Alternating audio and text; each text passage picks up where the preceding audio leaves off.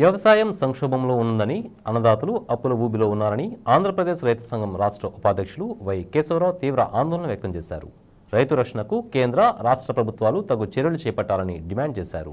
బుధవారం ద్వారకా తిరుమల మండలంలోని ఎం నాగులపల్లిలో రైతు ఉత్పత్తిదారుల సంఘం భవనం హాలులో ఆంధ్రప్రదేశ్ రైతు సంఘం జిల్లా స్థాయి శిక్షణ తరగతులు ప్రారంభమయ్యాయి. ముందుగా జరిగిన ప్రారంభ సభకు ఆంధ్రప్రదేశ్ రైతు సంఘం జిల్లా అధ్యక్షులు నిమ్మగడ్డ నరసింహ అధ్యక్షత వహించారు. ముఖ్య అతిథిగా విచ్చేసిన వై కేశవరావు మాట్లాడుతూ వ్యవసాయ సంక్షోభానికి పాలకుల విధానాలే కారణమని విమర్శించారు. వ్యవసాయ నష్టాలతో అన్నదాతలు అప్పుల ఊబిలో కూరుకుపోయి ఆత్మహత్యలు చేసుకుంటున్నారని ఆవేదన వ్యక్తం చేశారు.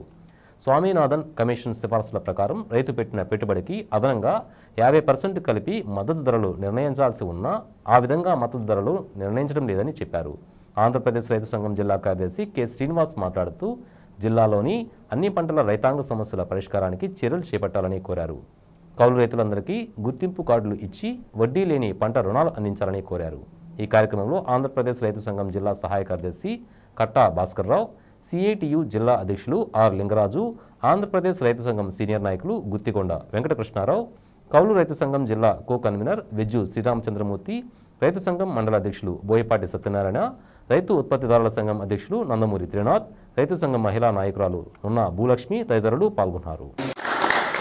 అట్లాగే ఈ రోజున క్లాసు మనకి చెప్పడం కోసం రాష్ట్ర రైతు సంఘం ఉపాధ్యక్షులు సీనియర్ నాయకులు పెద్దలు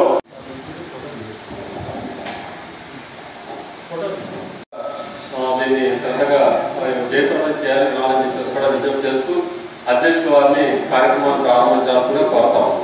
వాస్తవానికి ఈ క్లాస్ మనం మే నెలలో పెట్టుకుంటాం. ఎన్నికలు, ఫలితాలు, తన ఉత్కంఠ ఎవరు గెలుస్తారని అందరినీ కూడా రిక్వెస్ట్ చేస్తా ఉన్నాం. అట్లాగే కాస్త ఓపికతో వినాలి. బయటకు వెళ్ళి రావడం సరే. మిగతా అన్నీ కూడా గ్రామంలోని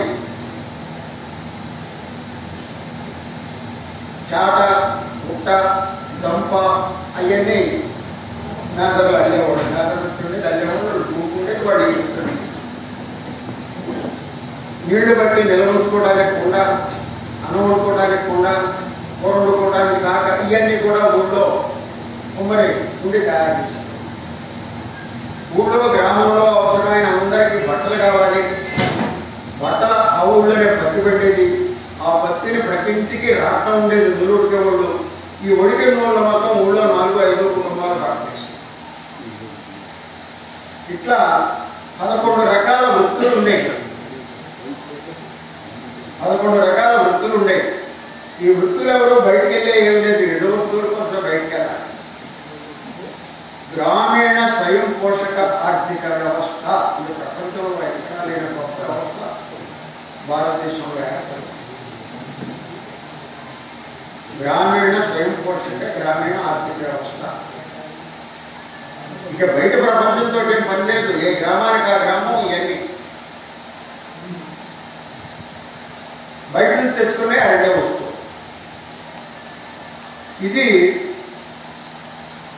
మౌర్య సామ్రాజ్యం ఉన్నంతకాలం కొనసాగటమే కాకుండా మౌర్య సామ్రాజ్యం అంతరించిపోయింది. ఎందుకు అంతరించిపోయింది? రాజులు రాజ్యకాలంతో యుద్ధాలు చేసుకునేవాడు.